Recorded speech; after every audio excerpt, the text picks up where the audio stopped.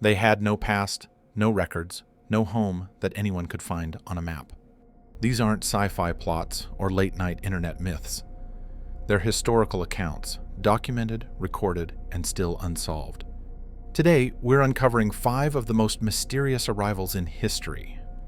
People who might have come from somewhere far stranger than we can imagine, maybe even a parallel universe. 1. The Green Children of Woolpit, England. 12th century. A quiet village, a normal day. Until 2 children emerge from the woods, with green skin. They weren't sick, they weren't injured, they just didn't belong. A boy and a girl. Their clothes were made of unfamiliar fabric, rough in texture, but oddly woven. They spoke in a language no one could place. Not Latin, not Anglo-Saxon, something entirely alien. And they refused all food except for raw broad beans, which they ate with desperation, as if they'd been starving. They were taken in by a local landowner, Sir Richard de Calne, who offered them shelter. Over time, their green skin began to fade, but their presence never stopped raising questions. The boy grew weaker and eventually passed away. The girl, however, adapted. She began to learn English, and that's when her story emerged. She claimed they came from a place called St. Martin's Land, a shadowy realm bathed not in sunlight, but twilight. There, the light was dim, like at dusk. Everything had a greenish hue, she said. And beyond a great river there was a bright land they could see, but never reach. She described how they were herding their father's cattle when they heard a strange sound, like bells, and suddenly found themselves in a cave. They followed the light and emerged into Woolpit. Her story was recorded in multiple medieval chronicles, independently. Writers like William of Newburgh and Ralph of Coggeshall, both respected monks, noted the case without mockery, as if describing a factual event. Some have tried to explain it away. Maybe it was chlorosis, a type of anemia that can tint the skin a pale green. Or perhaps they were Flemish orphans, displaced by war, speaking a dialect no one in Suffolk could recognize. Others believe the entire story was simply misunderstood over time, twisted by retellings into something stranger than it was. But here's the thing. None of those explanations quite fit. There were no missing children reported, no other villages looking for them, no reason for 2 terrified kids to appear out of nowhere, wearing strange clothes, speaking a language lost to history, and telling a story about a land with no sun. And even now, 900 years later, no one has been able to disprove the story. They came from nowhere, and they left behind only questions. 2. The Man from Taured. Now, let's fast forward to Tokyo, 1954.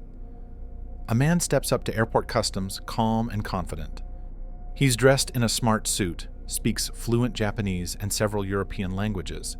Nothing seems out of the ordinary until the officer checks his passport. It's issued by a country called Taured. He says it's located between France and Spain, near Andorra. He even points it out on a map, genuinely confused when it's not there. The passport looks official. It has entry and exit stamps from countries across Europe. His wallet contains multiple currencies. His papers are clean.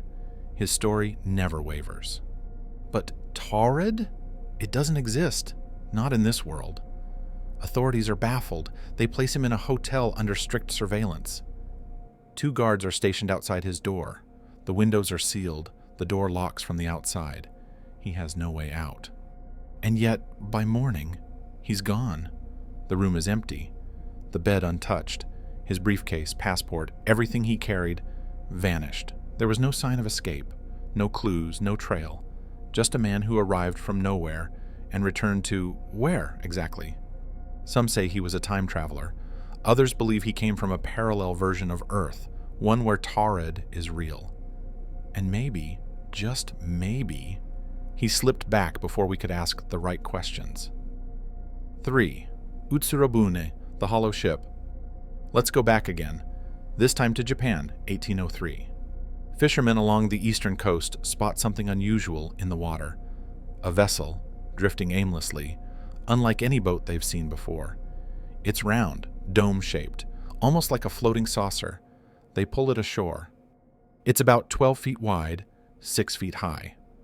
The bottom is made of metal, the top sealed with wooden panels and glass. Inside is a woman.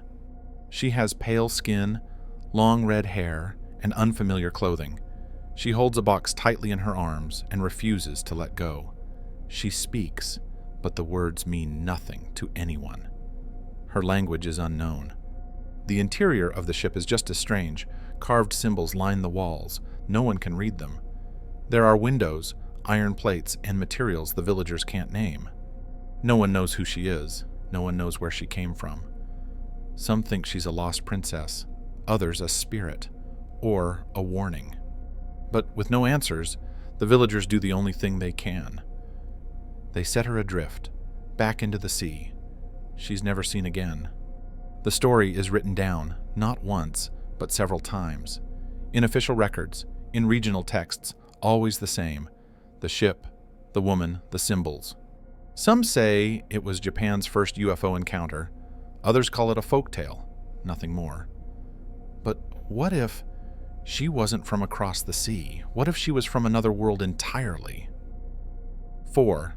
Jofar Voren, the man from Laxaria. In 1851, a man is found wandering near Frankfurt, Germany. He's disoriented, but not unintelligent. He's well-spoken, respectful, educated. When questioned by local authorities, he gives his name, Jofar Voren. He claims to come from a land called Laxaria, a country no one has ever heard of. But that's just the beginning. He speaks German and some broken French, but also insists that his native tongue is something called Abrahamian, a language unknown to any linguist of the time. He says Laxaria is located in a region called Sacria, and that it's part of a larger continent called Sparia. He describes his homeland's religion, called Ispasian, which he says is very similar to Christianity. He claims he was on a journey, searching for his long-lost brother, when he shipwrecked and somehow ended up here. His knowledge is extensive. He can speak about geography, politics, history, but none of it aligns with our world.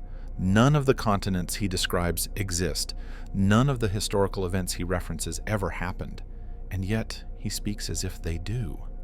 Authorities are baffled. There's no sign he's lying, and he doesn't seem mentally unstable, but they have no way to verify anything he says.